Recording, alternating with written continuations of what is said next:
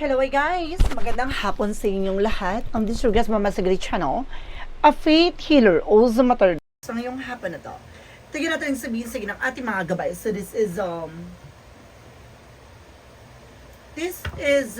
special gabay for the month of September 15 hanggang September 21 for the sign of Sagittarius. So Sagi, welcome to my channel.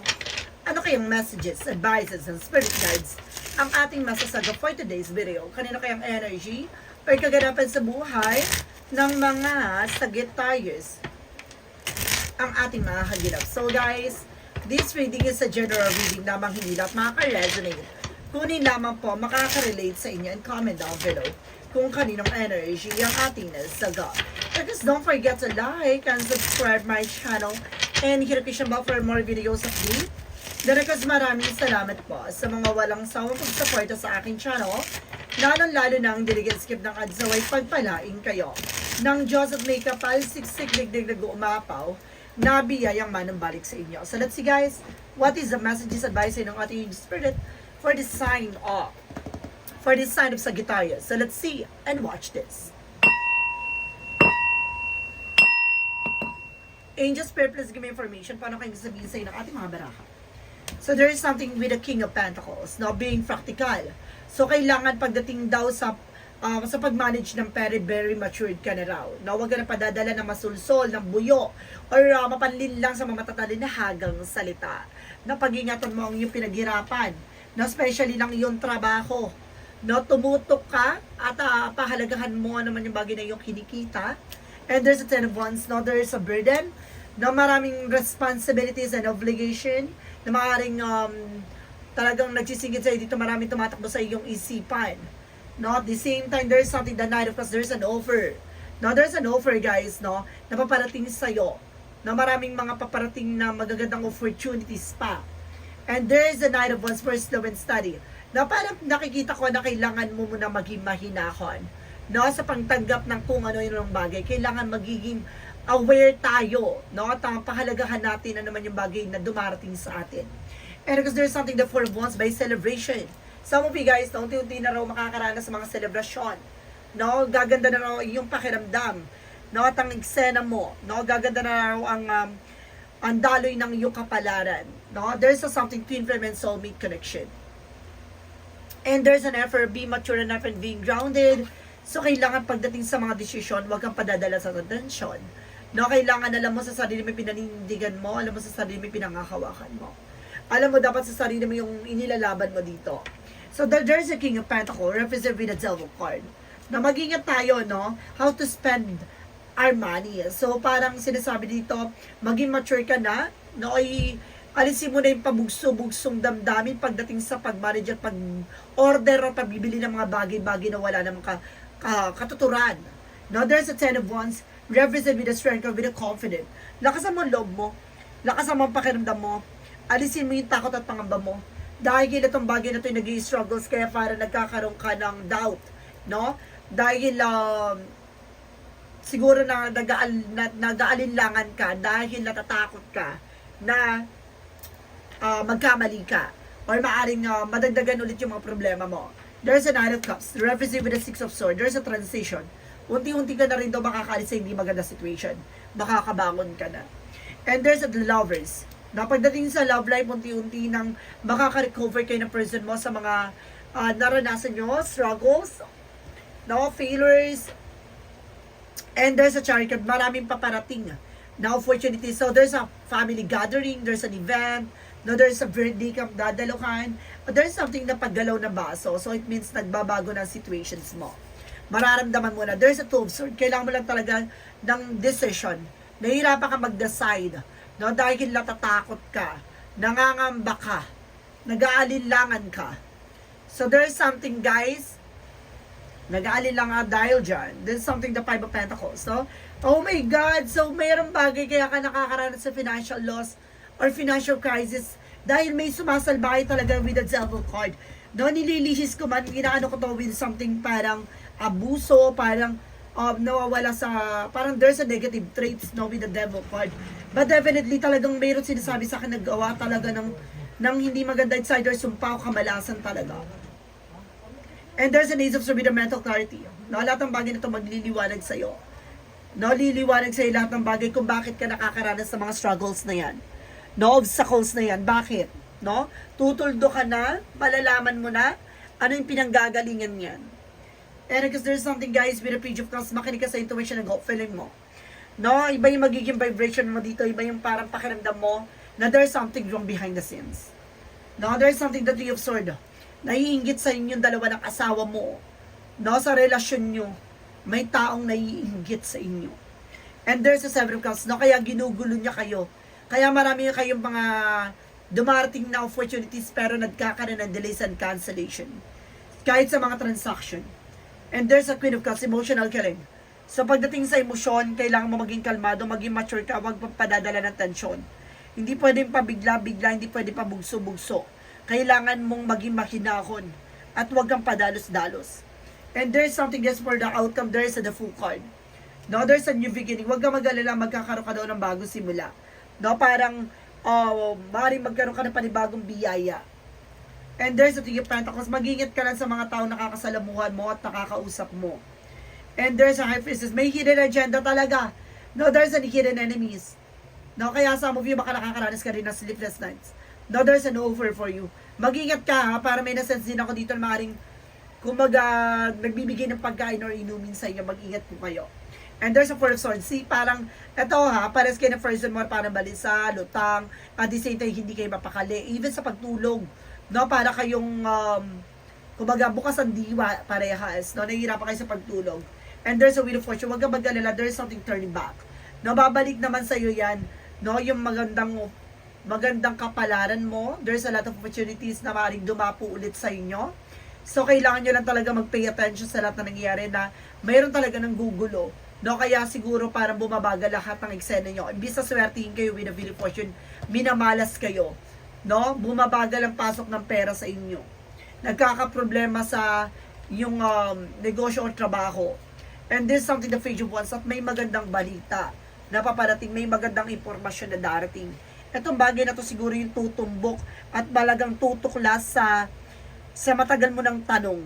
No? So let's see what is additional messages about sa finances and career, love life at kalusugan. Let's watch this. Okay, we're back. So nandito tayo guys about sa finances and career, love life at kalusugan. So shuffle muna tayo very light. Okay, so let's proceed. So there's something guys with the Two of Wands. Now there's a choices. Piliin mo lang yung mga bagay na makakatulong sa'yo. No? Piliin mo lang yung mga bagay na importante, no, sa negosyo, hanap buhay, trabaho mo. No? And there's an Empress card for revert. Now, disconnect from the world. Talaga magbabago ng situation and eksena mo. Some of you, there's a new blessing coming in. And there's a Star card, healing, recovery. Makaka-recover na kayo. For financial loss, for financial crisis, no, sa mga difficulties, sa lahat ng mga struggles, no, obstacles na nangyayari sa inyo pagdating sa finances, makaka-recover na raw kayo. And there's a Four of Cups. Now, just reevaluate or analyze. Na may mga bagay talaga na kailangan mo i-clear out. No, liwanagin at linawin muna before any taking actions. And kumaga, bago ka talaga magdesisyon, pag-isipan mabuti. And there's a Four of Pentacles. Na protectionan mo at pangalagaan mo ano man yung bagay na meron ka. Huwag ka nag-share ng mga thoughts and information with other people. And there's a Ten of Cups. Magiging masaya at magiging maayos ng kalagayan nyo pagdating sa finances and career. Nadadali na ulit ang kasaganahan sa inyo. Pagdating sa love life, there is a Eight of Swords. So there's a lot of toxic and negativities around you. So napapalibutan talaga kayo ng toxic, no, negative, no? So pa sa inyong relasyon, pumiliin nyo lang yung mga tao pagkakatiwalaan nyo. No, there's a Two of Pentacles, no? Timbangin nyo lang yung mga bagay na mahalaga sa inyo. No, alam nyo guys, there's a toxic talaga, no, relatives or family related. There's a Three of Wands. No, some of you may hinihintay kayo paper documents sa person mo. There's a possible na makapag-travel na kayo, dalawa together.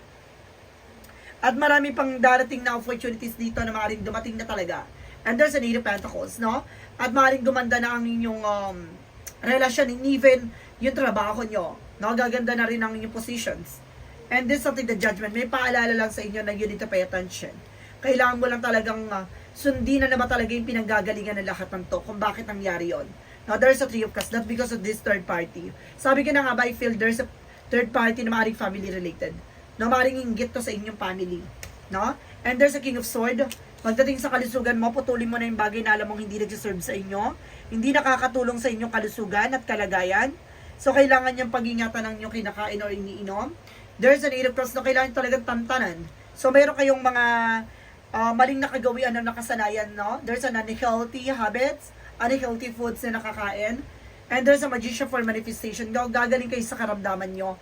So, there's a something reflection din ako nakita dito na mag-ingat kayo sa lahat ng bagay na gagawin nyo pagdating sa kalusugan. Dahil, ano man yung gagawin nyo, magiging malaking impact dito sa kalusugan nyo. And of course, there's something that Page of Pentacles. So, kumbaga mag-invest kayo pagdating sa kalusugan, kumain kayo masusustansya, at protectionan nyo ang inyong sarili. No? And there's an 8 of Wands. So, there's a past communication, a past moment. No? Maaaring some of you kailangan nyo talaga ng vacation. No, para nang sa ganun makapag-unwind, na ma-refresh ang utak nyo.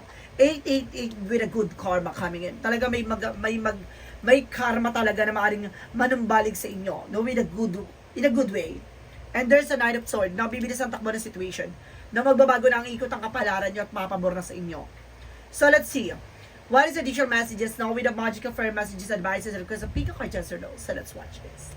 We're back. So nandito na tayo guys now with the magical fairy messages, advices for you guys.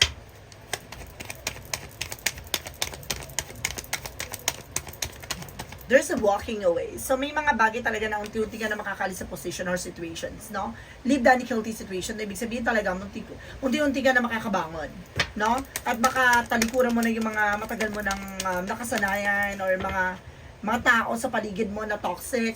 And there's a business ventures. So, see, may mga bagong opportunities, new job, new work, new business ventures, and new career. And there's a marriage, no? Na may related ba sa inyo dalawa ng yung person. Maring ikakasal kayo or maring kasal na kayo, na maring gumanda na ang daloy ng inyong relasyon, pagsasama at pamilya. What is a yin and yang? There's a reunion, na magkakaroon talaga ng reunion dito with a family gathering. And there's a self-love, alagaan at mahalin mo yung sarili mo. No, and there's a justice with a karma. Tulad na sinasabi ko, there's a good karma coming in. No, may magandang opportunities na darating. So let's see. What is the synchronicities represent what? So, ito sinasabi ko, diba? There's a good karma coming in. Talagang may magandang karma na paparating. No? At ito na iikot ng kapalaran na magkakaroon ng kagalingan sa lahat ng aspeto.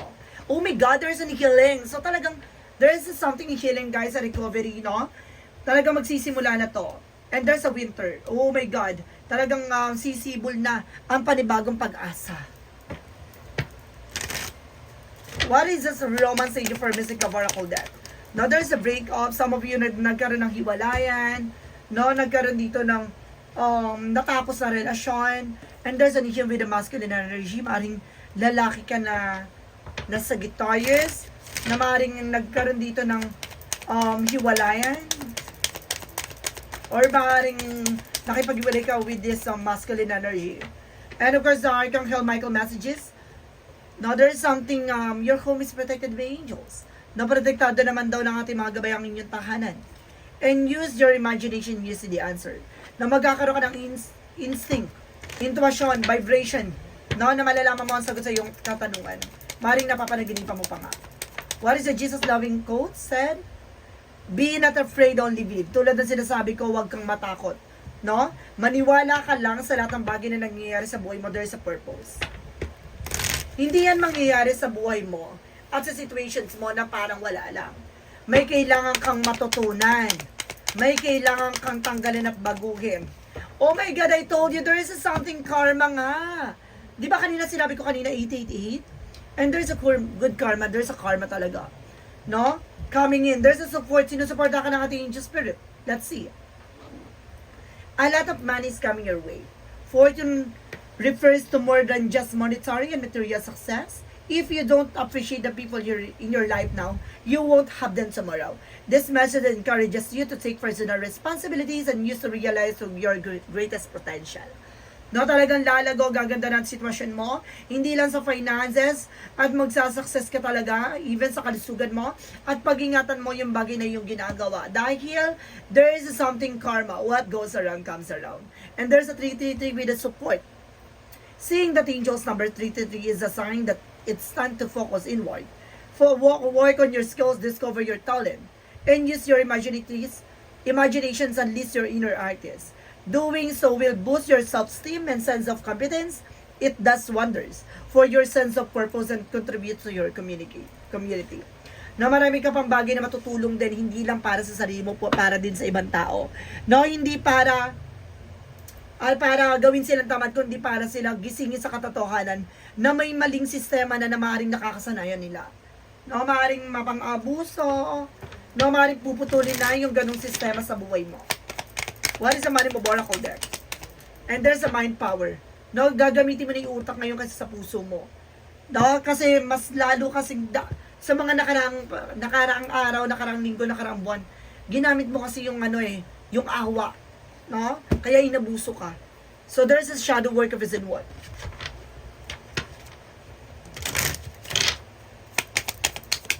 And there's something guys with authentic self. No, uniqueness and individuality.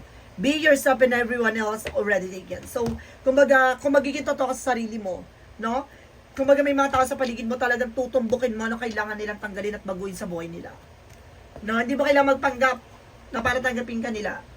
There is a clarifying for a love situation.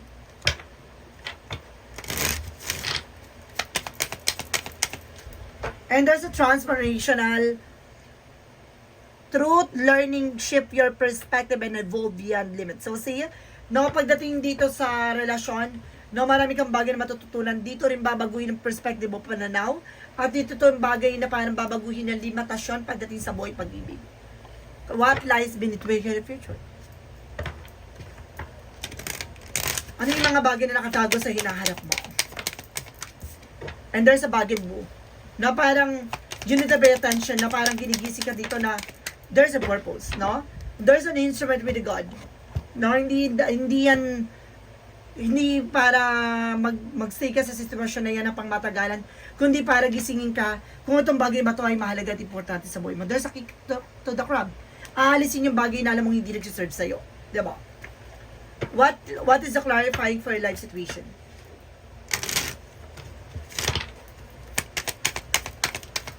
Represent guys with a flame of passion. Let the flame of your passion light your way, but be mindful of the fires that may ignite your journey.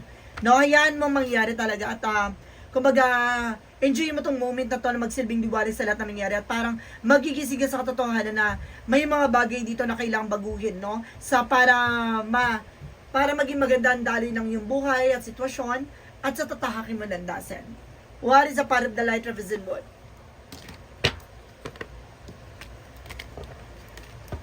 Okay, shuffle muna tayo very light.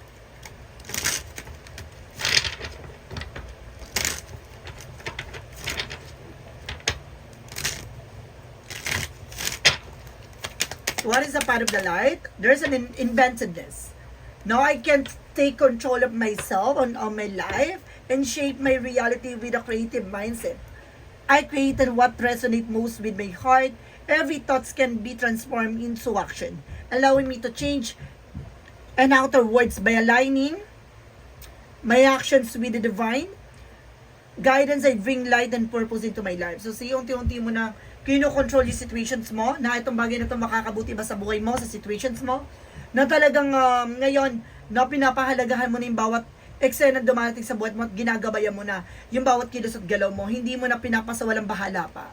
So guys, let's see what is a pick a card, yes or no. So let's watch this. Let's see, what is a pick a card, yes or no. So let's start with the number 1. Na alamin natin yung magiging sagot sa tanong mo. There is a no. Burning through money for investment growth. Na huwag mo sayangin yung pera mo dito o yung sarili mo sa isang bagay na wala rin kayo hinatnan. Na huwag mo ipagpilitan. Kung gusto mo ilaban niya, masasayang ang effort mo. Number 2, there is a no. Decay under surface strength winning. No, parang sinasabi dito, mabubulo ka lang sa sitwasyon na yan kung mananatili ka sa posisyon na yan or sa eksena na yan. No? Kung hindi ka makakawala at hindi ka halis dyan, mabubulok ka. Hindi ka mag-grow. There is a no with the number 3. Cannot break the ice, chilly reception, bleak. Ibig sabihin nito, ito yung sinasabi talaga na hindi na mababago pa. No, hindi na mababago at hindi na maalis pa yung bagay na to. Kailangan mo na makawala dyan sa posisyon na yan dahil kung hindi mo pipiliting makalayo at makawala dito, mabubulok ka sa eksena na to at mahirapan ka makalaya. No? So guys, this is a special gabay for the month of September 15 hanggang September 21 for the sign of Sagittarius. So Sagi, maraming salamat po for this wonderful reading. So once again, this reading is a general reading lamang, hindi lahat makaka-resonate. Kunin lamang po makaka-relate sa inyo and comment down below kung kaninong energy ang ating nasagap. And of course, don't forget to like and subscribe my channel and hit the bell for more videos update. Then of course, maraming salamat po sa mga walang sawang pagsuporta sa aking channel. Lalo na ang skip ng ads away, pagpalain po kayo. Nang Diyos at may kapalsiksik, digdig nag-uumapo na biyayang manong balik sa inyo. Maraming salamat guys at see you the next video. Bye-bye and bye.